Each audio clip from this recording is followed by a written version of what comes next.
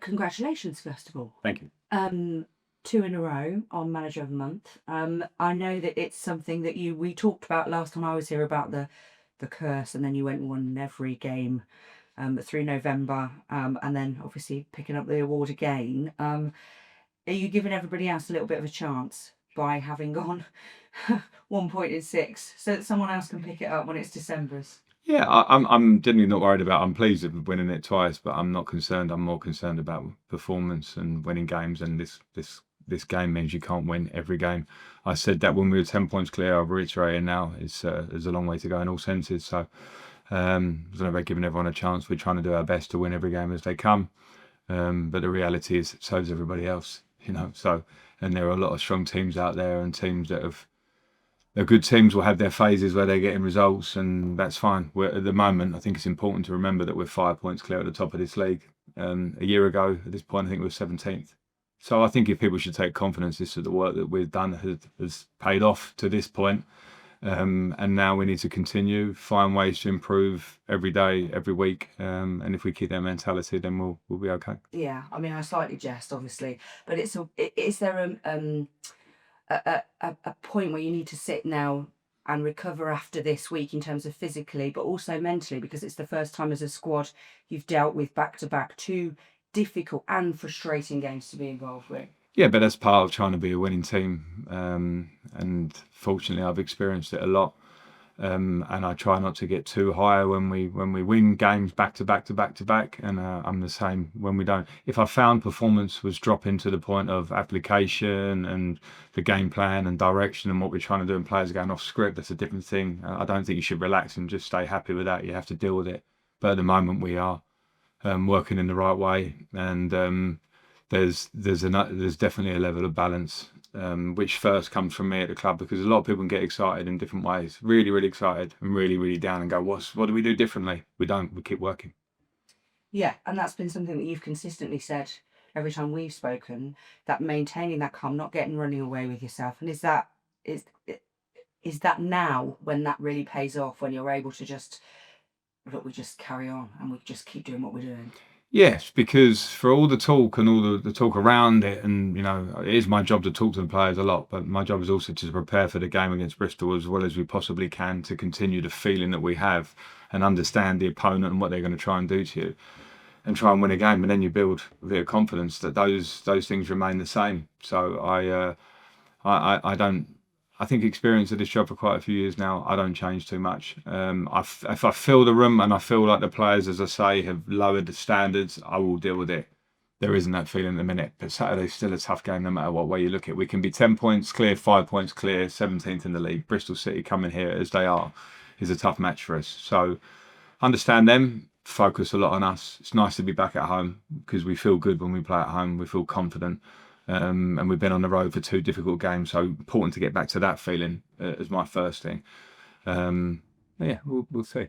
With the travelling support that you've had, I mean, obviously being at home and having the Sky Blue Army behind you and another full stadium, and again looking to push 30,000, but the travelling support the last 2 games has been incredible. I mean, that wall behind the goal at Preston was just, I mean, what a sight. And it feels as though when you're going up to the fans afterwards, yeah, there's no fist bumps, but there's still that connection, there's an appreciation from the fan base about what you're doing.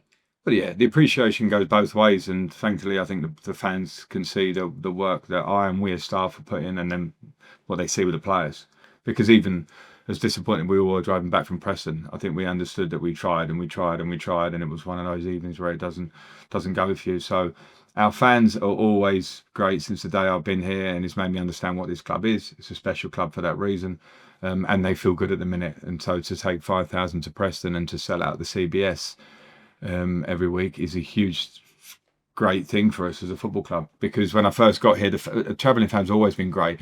The CBS when I got first here wasn't 30,000 plus every week. We've worked to try and excite the fans to come.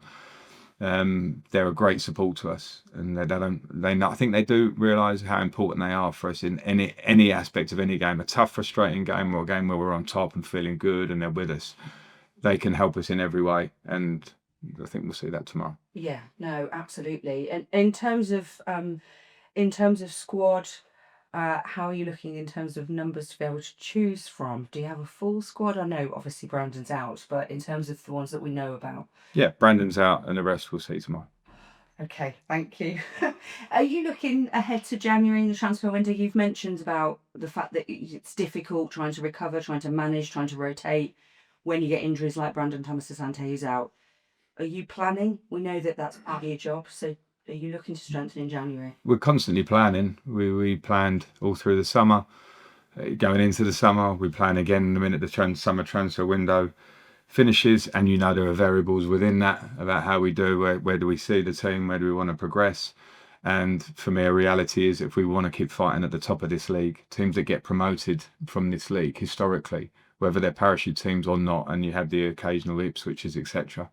You look historically at what they did in the January windows and where you need to strengthen, because the endurance test of the second half of the season is big, and I've spoken about overloading players, so we have to plan for January. Mm-hmm.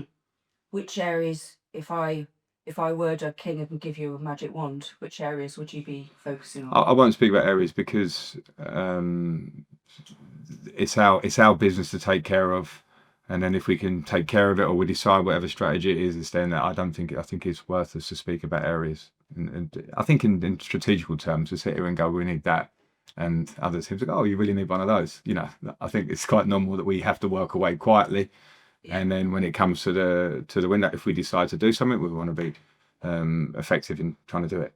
Yeah. Do you feel like you've got the backing to be able to do what you want to do in January? Well, I've got a great relationship with the owner, great relationship with Dean. We're all working in the same direction. Hopefully people can see the good work we've done here. I feel that. I absolutely feel that. So we keep working. I've always been very, very positive. Yeah, since the day I've got here, to be fair. So we'll see. Bristol City tomorrow then. What kind of a challenge do they pose? They put up a really good performance against Leicester in the week. So, but they played obviously Wednesday, so they've got less recovery time than you've had, but they were at home. So, what are you expecting from them? Yeah, you're right. I don't know where they're at recovery wise. That's their business. But we travelled to Preston. We got back very, very late. So I think that levels out this week.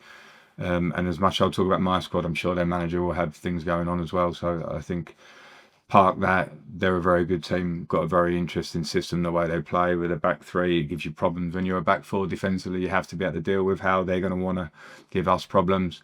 But we also have to tap into what we do well and understand when teams come to the CBS at this point, and we have the energy that we had and the organisation and that feeling, then everyone's going to be concerned about coming to us as well. That's always my first thought. I want it to be a positive team that brings that, and to be fair to the lads, they've made it that, so we have to try and continue. Thank you. Thank you.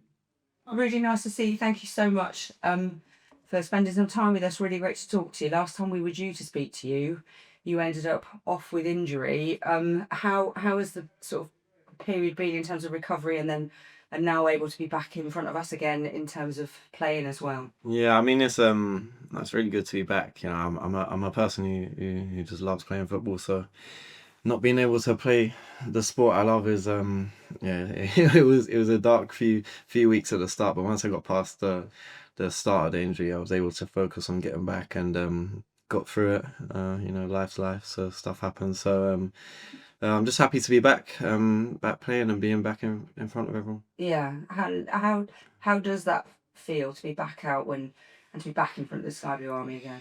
Yes, amazing.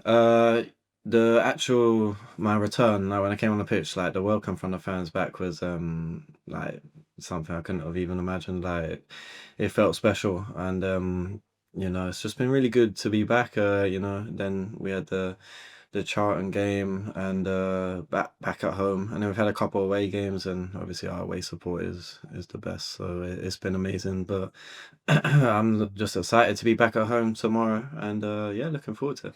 Do you feel fully fit? I'm getting there. I'm getting back to full fitness. I think like match fitness, I'm just still getting there, but I feel strong and ready to go. Yeah. Yeah. And how's the shoulder?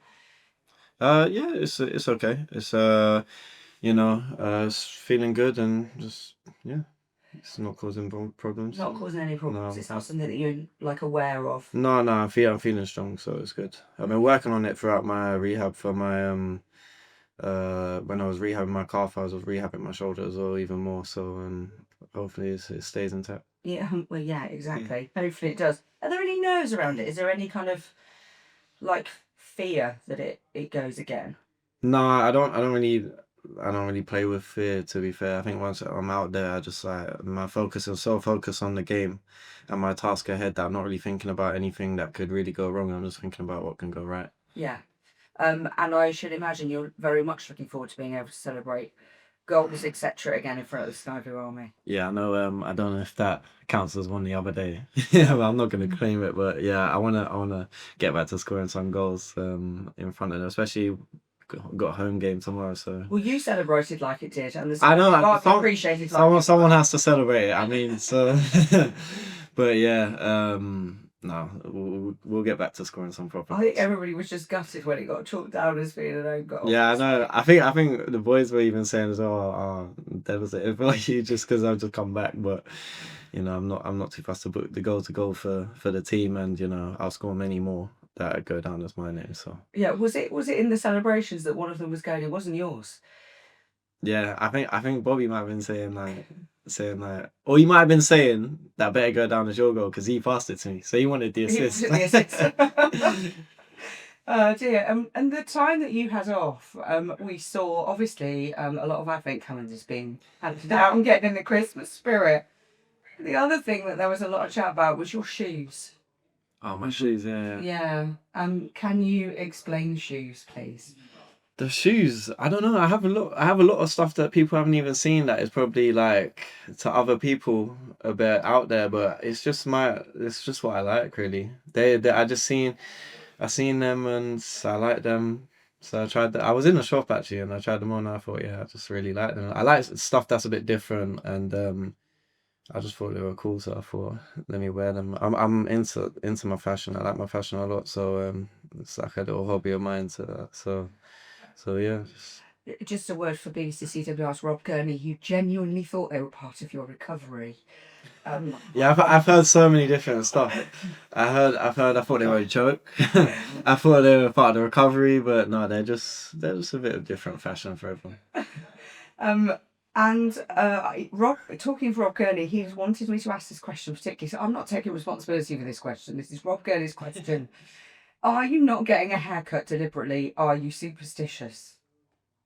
Well, yeah, I am superstitious, but like the haircut, I've just been trying to grow it until I kind of know what to do. But I'm actually thinking of maybe getting a haircut today. So like we'll see tomorrow if I get one or not. But I need to.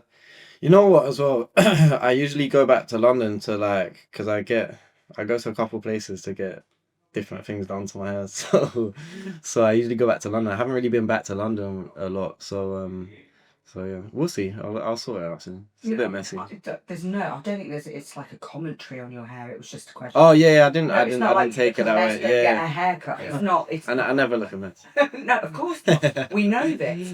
We know it. You're obviously really enjoying your time and your football here at Coventry City. Talk to me about the relationship you've got with Frank Lampard. Yeah, no, it's really good. You know, as I say, like, even beyond football, like as a person, like he's been brilliant for me. Anything I need, like, I have the like confidence and relationship with him. I can go and speak to him about anything really. But yeah, on the pitch stuff kind of speaks for itself. When he came in, I think we saw my game go to another level, and no, I've just been trying to replicate that. Obviously, this season's been a bit broken up for me. I felt the start of the season, I did carry on the form. I don't think I had as many goals and assists as I would have liked throughout the games, but I actually spoke to him about that, and I was saying that I'm a bit frustrated. I haven't got as many goals and assists as I wanted to at the start of the season, and we were saying that, but my actual performances have been good to the level that they have been. So I just want to get back to keeping my standards, like performance wise, really high, and the goals and assists will come. But yeah, he's been amazing for me, and you know, he works with me on and off the pitch, like I said, and even throughout my injury, he's been in contact with me all the time, you know, speaking to me, and anything I need, I can go to him. Yeah, it looked as though, and it feels as though anytime any of you are out injured, that you're still very much part of the squad. It's not like, oh, you're Yeah, injured, off you go yeah, recover. It still feels as though it's very much a team and a group. yeah, 100%. I think that sums up the whole club, to be honest. All the people at the club, from players to staff to anyone around the place, like it's like a family. So no one's ever isolated. You know what I mean? Whether you're playing, whether you're on the bench, whether you're injured, whether you're not even about, people, we're a close knit group, so we're always checking on each other. Yeah.